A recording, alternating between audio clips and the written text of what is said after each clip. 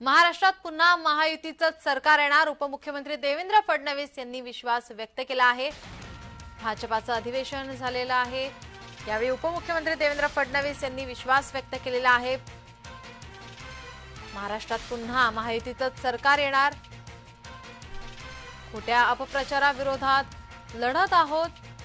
त्याचप्रमाणे पंतप्रधान मोदींनी आरक्षणाची सीमा वाढवली आहे।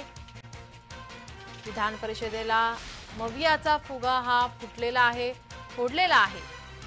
देवेंद्र फडणवीस यांचं वक्तव्य। देवेंद्र फडणवीस यांनी कार्यकर्त्यांना आणि पदाधिकाऱ्यांना सूचना केलेल्या आहेत। महाराष्ट्रात पुन्हा महायुतीचं सरकार येणार असा विश्वास व्यक्त केलाय।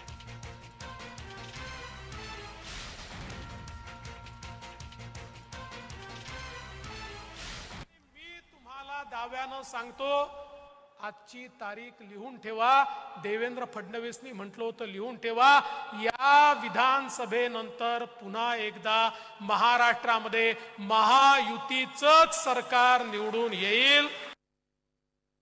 आपल्याला कल्पना आहे, आपण 2014 ची निवडणूक लढलो, 19 ची लढलो, 24 ची लढलो।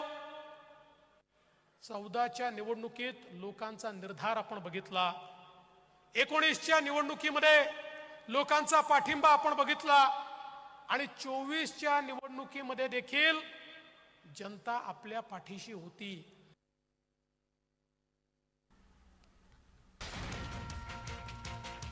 उपमुख्यमंत्री देवेंद्र फडणवीस यांनी या ठिकाणी पदाधिकारी आणि कार्यकर्त्यांना आदेश दिलेले आहेत।